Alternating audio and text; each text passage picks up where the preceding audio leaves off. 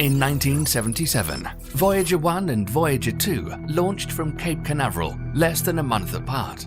By the way, Voyager 2 launched earlier, but since it had a different flight path, it flew to the edge of our solar system second, 6 years after its colleague. Both devices found a very strange anomaly.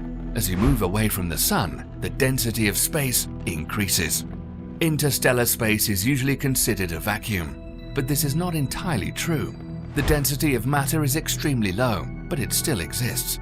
In the solar system, the solar wind has an average density of protons and electrons of 3 to 10 particles per cubic centimeter, but it's lower the farther from the Sun. The smallest density of space is at the edge of the solar system. This boundary is called the heliopause. On it, the speed of the solar wind, the flow of charged particles emitted by the Sun, or in other words, solar plasma, drops to zero. The area between the Sun and the heliopause is called the heliosphere. This is a kind of bubble in which all the planets of the solar system are immersed. At this boundary, the density of protons and electrons is 0.002 particles per cubic centimeter. According to calculations, the density of particles behind the heliopause, that is, in interstellar space, should be 0.037 particles per cubic centimeter. The Voyager 2 instrument showed that the density outside the solar system, at a distance of 119.7 astronomical units or 17.9 billion kilometers from the Sun, was 0.039 particles per cubic centimeter.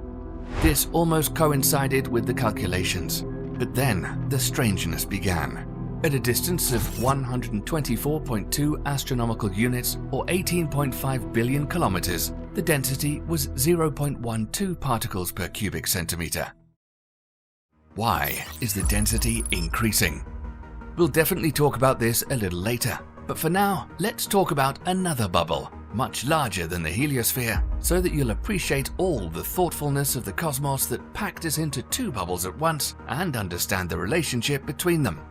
When you look at the pictures of deep space, you get the impression that it's filled with clouds of interstellar dust and luminous gas.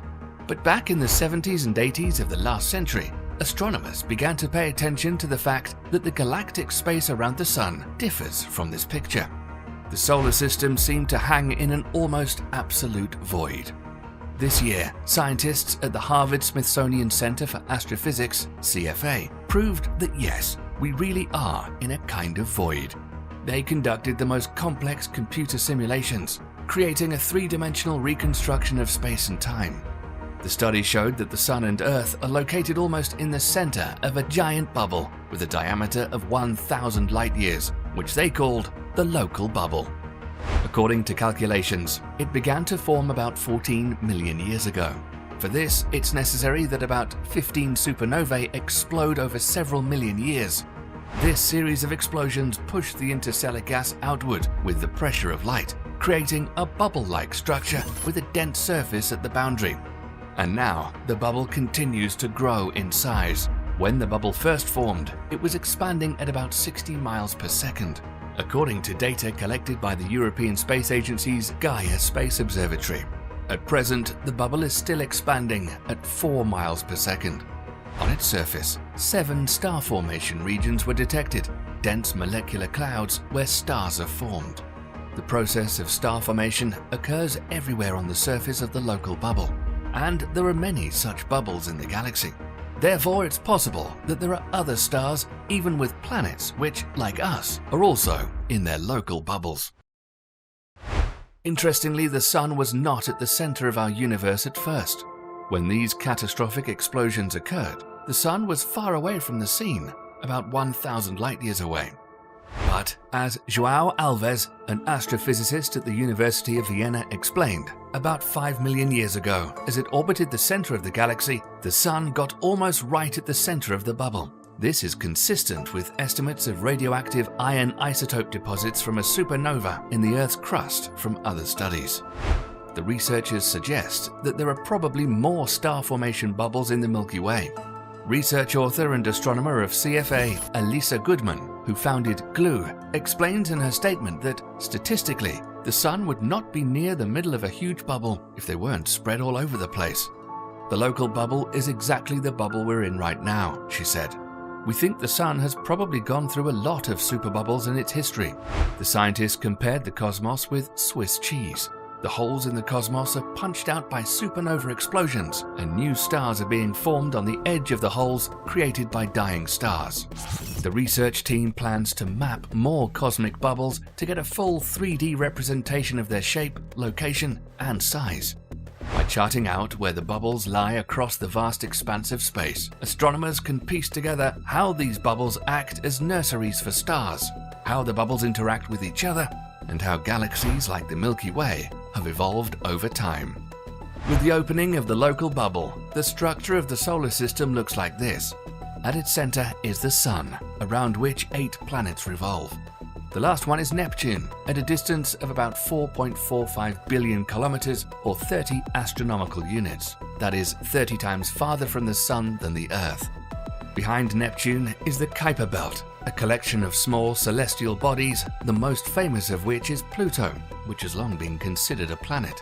The Kuiper Belt stretches out to about 55 astronomical units. Further, at a distance of 125 to 135 astronomical units, there is a heliopause, which we've already described. Let us now explain why the density begins to increase at its boundary. It's because solar plasma collides with interstellar plasma here. Imagine 2 streams colliding head-on at cosmic speeds. Of course, at the point of collision, the density increases. It's like a traffic jam, a chaos of particles.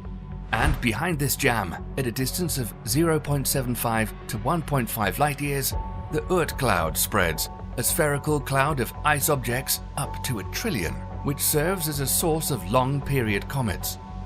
The interstellar wind already dominates here, but the Sun is still holding bodies in its gravitational field with its last strength. Of course, many of our viewers may ask the question, well, we're in a bubble that's huge by earthly standards, even in a double bubble, local and heliosphere.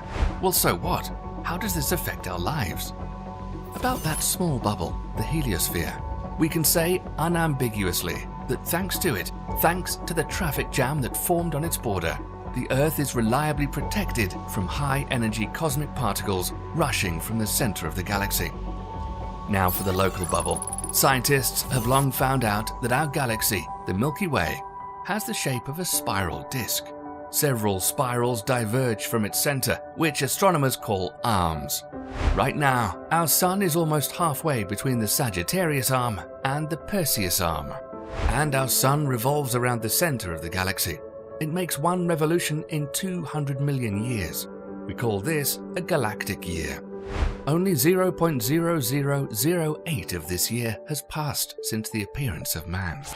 In its path, the Sun, with all its planets, crossed not only bubbles, but also accumulations of interstellar gas, when the density of matter in space jumped hundreds of times.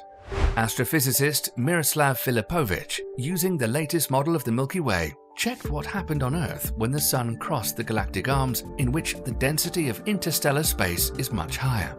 A relationship has been found between the time the Sun crossed the spiral arms and 5 known mass extinction events: 415, 322, 300, 145, and 33 million years ago. So we can assume that now the Sun is in a quiet harbor, favorable for all living things. And we can say that humanity is very lucky that we appeared on Earth as a species when the Sun flew into the local bubble before that. Or maybe these 2 events are somehow connected: the appearance of man and the presence of the Sun in a safe haven, the local bubble. Science has no information about it, at least not yet. But we can definitely say that we observe such a colorful sky above our heads only due to the fact that we're practically in a void, the local bubble. If the space around us was denser, many stars would be invisible. And who knows if we would know about space and about the structure of the universe as much as now if we were literally in the dark.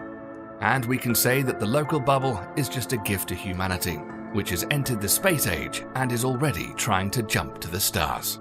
For an interstellar craft moving at subliminal speeds, the greatest threat is dust particles, which will simply grind the ship to powder during collisions. Even hypothetical concepts such as ships imply a frontal shield. But now, it turns out that the cosmos seems to have taken care of us. It removed the dust in the vicinity of the Sun and, as it were, says, "Forward, guys, the path to Alpha Centauri and Tau Ceti is open." Stay tuned for updates to keep up with the greatest achievements of mankind.